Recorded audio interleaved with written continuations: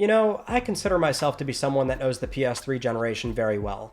That and its library of games. But I don't know everything, and so you can imagine my bewilderment when I saw this box art for the first time, and I genuinely thought to myself, I really don't remember that one at all. And I love not knowing things, so I bought it immediately off three principles. I like the name, I like the box art, and I like the brief synopsis that I read. An action-adventure game about tornadoes. Now, I'll be the first to admit, I've never met a tornado, and I certainly don't like what they stand for, but is this some kind of anti-hero story? Am I supposed to empathize with Mother Nature and her cruel punishments? I don't know, so let's find out together in today's episode of PSR, a PlayStation retrospective.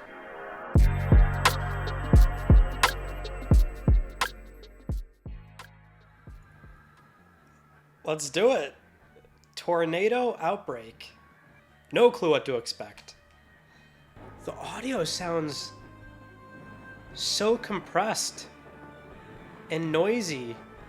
Like it sounds bad. Not like I'm not judging it subjectively, like objectively it sounds terrible. The game begins on a tutorial level called Roadside Destruction. An unknown voice delivers a monologue about tornadoes that, in terms of setting the tone, was not at all what I was expecting. There is a wind that is quick and destructive, a violent spinning vortex of power that knows no fear and cannot be stopped. This special wind is known as Tornado. Interesting. You're told that you're being tested to see if you're just a tiny dust devil or something better, and that the Wind Warriors have agreed to protect you from the sun for this level only. Alright, I am a bona fide tornado out here. Sucking up some birds, taking out some grass, some guardrails, some signs. Am I getting bigger? Is this like a Katamari game? Alright, I mean, if it's like that, I'm in. I'm super in. Yeah, before I was only big enough to disrupt a small fair, and now I'm knocking out a whole city. Right off the jump, I wonder how the game is going to handle other scenarios. After realizing what the gameplay loop actually is, your friends explain to you that you're not some ordinary tornado. You're one of the few proud Wind Warriors, and it's your duty to tear up the rest of this dinosaur park. I'm a Wind Warrior? You're no mere act of Mother Nature. You are a warrior. Now destroy this recreational dinosaur theme park. After learning the ropes, you learn that your friend is Nimbus, the captain in command of the Wind Warriors, and you are Zephyr, a Wind Warrior that is on his way to climb the ranks and lead the squad himself. It's the Wind Warriors' universal task to create atmosphere on lifeless planets. On your rite of passage journey to evolve and look more like Nimbus, you meet Omegaton, a great hero from a backwards antimatter universe. You learn that Omegaton's enemies have joined forces to overcome him, taking his 6 orbs of power and banishing him to your universe. The squad discovers a weakened Omegaton, and it's understood that Omegaton needs to absorb positive matter to maintain atomic cohesion in your universe. So, in order to help Omegaton get home, the crew discovers Earth is where they can find his orbs to restore his power, but there's 2 problems. The sun's radiation is deadly to the Wind Warriors, and Omegaton can't get close to Earth because his enemies released minions called Fireflyers. They were already on Earth, erecting totems that create giant force fields that would keep Omegaton at bay. But Omegaton has given the Wind Warriors a device called the Lightweight Object Amalgam Device, or Lodestar for short. This will help you locate and find the orbs and Fireflyers. It will also create a cloud to protect you from the UV rays. Sometimes, Zephyr, the mission chooses us. We couldn't have been more right, as always.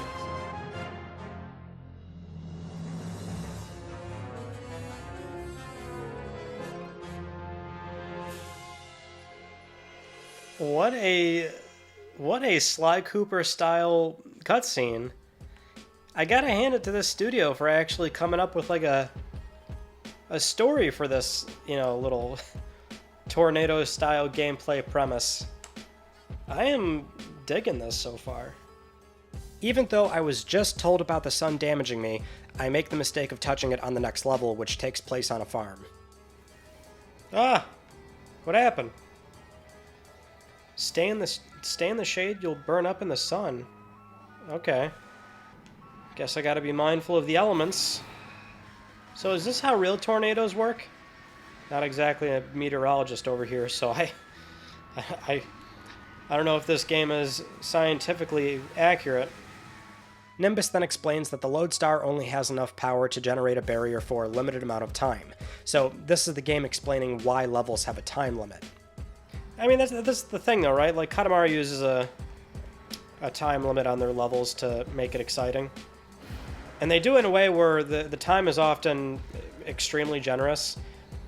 The sort of fun and challenge of Katamari is optimizing your run and your path, per se, to where you can, go far above what the game's asking you for. But here I'm not quite sure what they're going for just yet. Eventually, you find your first Fireflyers and begin a tutorial on how to chain them together when you grab them.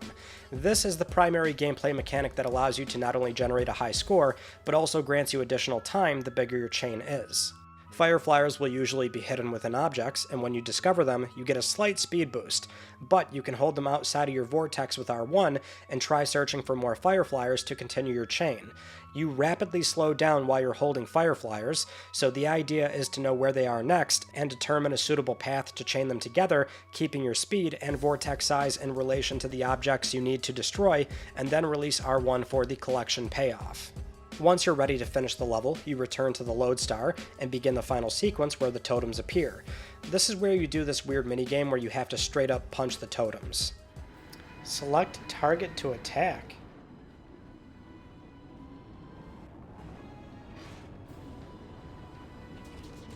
Oh, that was weird.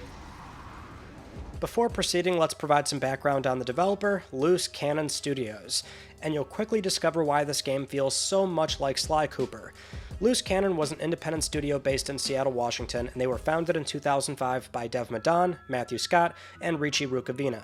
Richie was previously a creative director at Vivendi Games and Universal Studios working on the Spyro and Crash franchise. Entries like Crash Bandicoot The Wrath of Cortex, Crash Bandicoot The Huge Adventure, Spyro Enter the Dragonfly, Spyro Season of Ice, and Spyro 2 Season of Flame.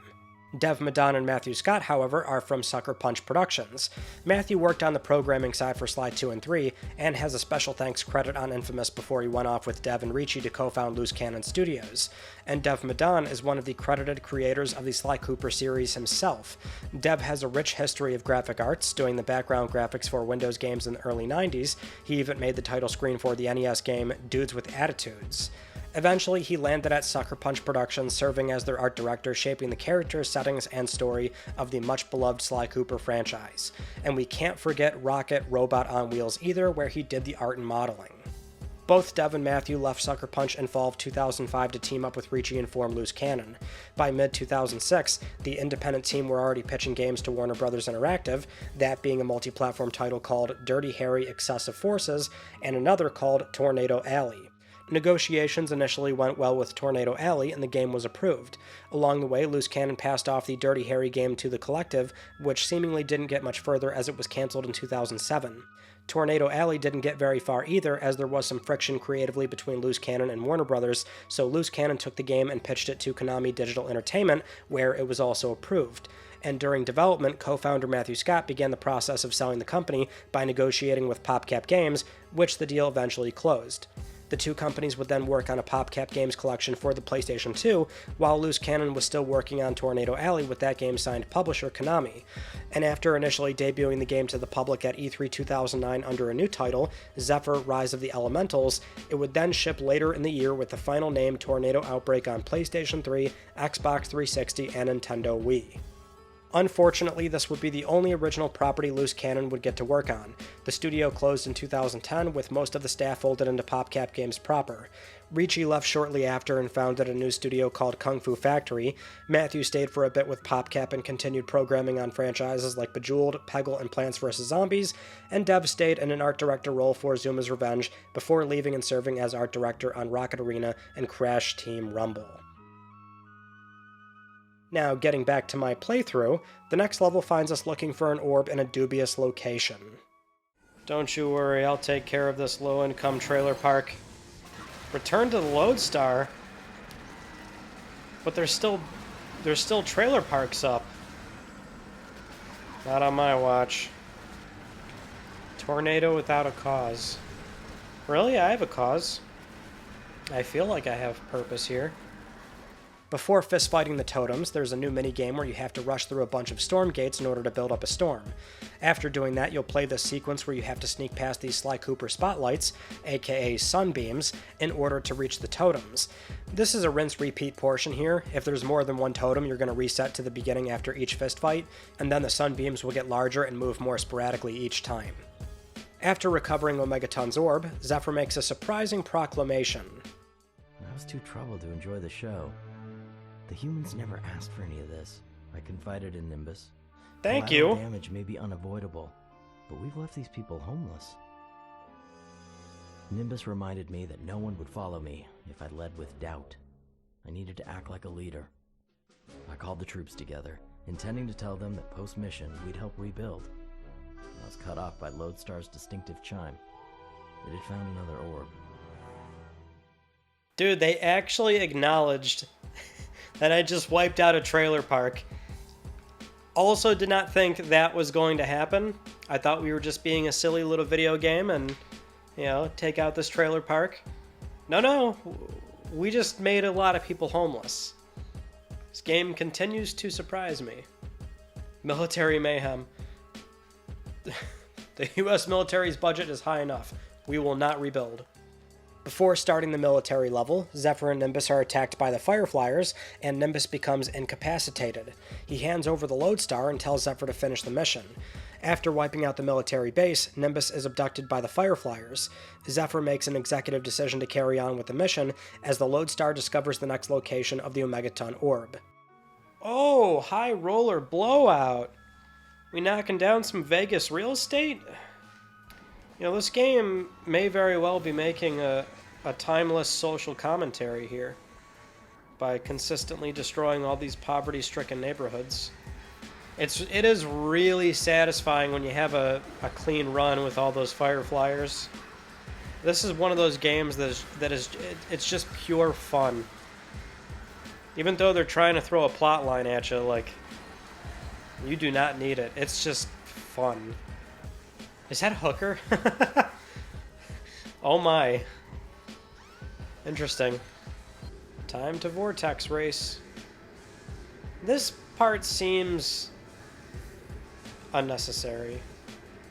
In the ongoing pursuit for Nimbus, Zephyr meets the Stone Smasher. He wants to share his power and also explains that the totems are creating fault lines beneath the Earth's crust, and that if they aren't dealt with, the entire planet would cave in on itself. In the next location, you learn a basic stomping ability that also ties into a new collectible where you have to stomp on hidden Stone Smashers throughout the levels. Eventually, the journey makes its way over to England, where the game actually starts to get a bit challenging with the time crunch. Oh, it is about to pop off. England, you are done.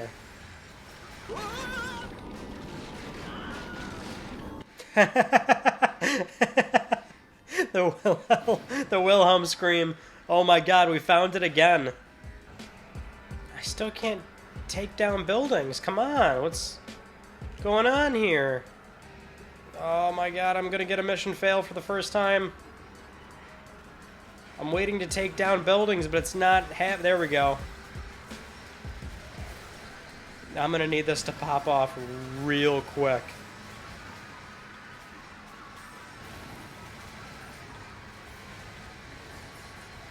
Alright, I got 20 seconds back. As Zephyr continues the pursuit for Omegaton orbs, he meets with these water-based life forms that point him in the direction of Nimbus.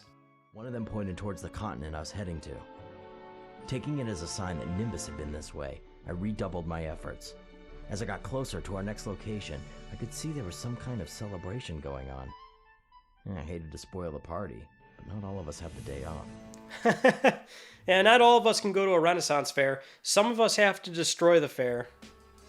Ooh. So, tsunamis? Tsunamis are going to teach me to dash? Oh, that's what these blue things are that I've been running into. Okay. Press circle to dash. Ooh, that's cool. Zephyr eventually discovers a weakened but still alive Nimbus. Right before Nimbus passes out, he says that the universe is backwards. Pressing forward, Zephyr and the Wind Warriors travel to the next Omegaton orb before slowly avoiding an earthquake. Nimbus awakens briefly to warn Zephyr that he should wait. Before having a chance to explain what he meant, though, Nimbus passes out again. Well, I'll tell you, at least the game has a lot of environmental range to it. You know, different topography, buildings, locations, just so many different looking levels, which for such a colorful looking, cartoony looking game goes a long way. After another round of punching totems, Omegaton appears from under the Earth's crust. Collecting all the orbs now meant that Omegaton has reached full power, and it turns out that he lied to the Wind Warriors. This isn't explained until the next scene, so for now you start punching Omegaton's shoulders and the back of his neck.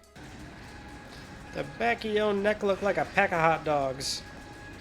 We now learn that because Omegaton is from an antimatter universe, that means him being a hero in his world makes him a villain here, and Zephyr's mission of collecting the orbs was only helping him gain enough strength to wreak havoc on the planet. Nimbus finally explains that when the Fireflyers shot him down, they were trying to tell him that Omegaton was the problem, and that they and the totems were keeping him at bay. Nonetheless, Zephyr and the Wind Warriors prepare for the final showdown against Omegaton in the Land of the Rising Sun. Oh my god, he's a kaiju. Boy, this music's really on the nose, isn't it? Well, I'm starting off pretty big. Oh, jeez! Oh my! Oh dear. Don't worry, this is for a good cause. The final battle is a mix of environment deformation and the end-level sequences where you must slowly approach the totems, or in this case Omegaton, to again engage in fisticuffs. After Omegaton is defeated, it's explained that the earthquakes that have been slowly getting worse were actually being caused by Omegaton, only getting worse with each orb successfully returned to him.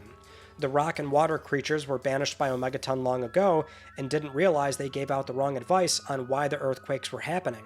They also forgot their origins and didn't know that the totems were actually protecting the planet.